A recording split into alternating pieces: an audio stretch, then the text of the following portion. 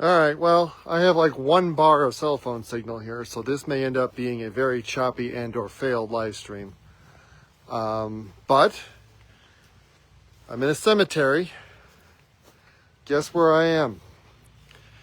This is the grave of our 8th president, Martin Van Buren. Served from 1837 to 1841. He was the Secretary of State. Flip the camera here. He was a Secretary of State under Andrew Jackson. He was also, I believe he was he? No, I don't know if he was Jackson's vice president or not. I don't think he was. He was a Secretary of State, and he was Jackson's hand-picked successor to be president after Jackson was done with his time. He was elected in 1836. He ended up serving just 1 term. He lost his re-election bid to William Henry Harrison in, I guess it'd be 1840? Right, 1840 election. He tried again in 1844, did not win. Came back in 1852 and tried as the Free Soil Party. It was an anti-slavery platform. Also did not win, so he just did the 1 term. He usually is ranked in the bottom half of presidents. He was relatively ineffective.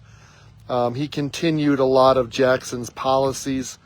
Some of his policies towards Native Americans were relatively harsh. Even for the time, they were pretty harsh. But the real thing that screwed him over was the Panic of 1837.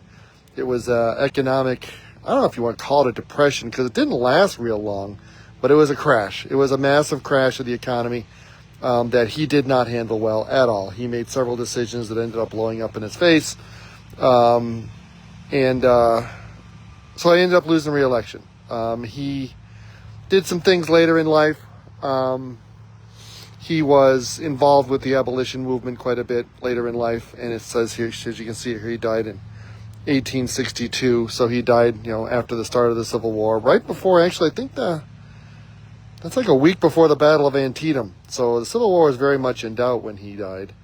But yeah, he was the 8th president of the United States. He didn't do a whole heck of a lot necessarily. He was Andrew Jackson's boy. He was Secretary of State, and I think he had to quit being Secretary of State as a result of the Petticoat Affair, which the Petticoat Affair is one of the silliest episodes in American history, political history anyway. I don't remember the guy's name, but one of Andrew Jackson's cabinet members' wives wasn't real popular with all of the other cabinet members' wives, and they wouldn't let her play in their cabinet members' wives' games. They didn't invite her to things. They didn't let her come out and do whatever it was they were doing and stuff. And it ended up causing problems between their husbands. And Jackson's cabinet didn't get along well at all. And I think Van Buren's wife was dead by that time. She died in 1819 of tuberculosis, I believe it was. But Van Buren was the only one who didn't have a wife.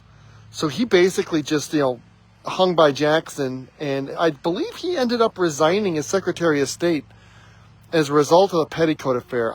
He might have been a vice president under Jackson as well. But yeah, I believe he was Secretary of State, and he had to quit being Secretary of State because of his involvement in the Petticoat Affair, which was just a bunch of cabinet members' wives not liking each other, and it messing up their husbands trying to do their jobs, and had an adverse effect on the United States. Bunch of cabinet members' wives didn't get along, and the United States suffered for it.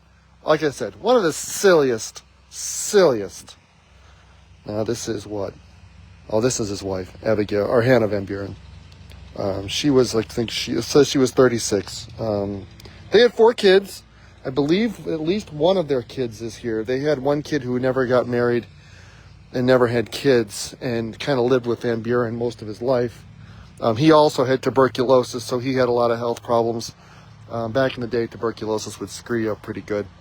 So, yeah, this is the grave of Martin Van Buren, our 8th president. Kind of a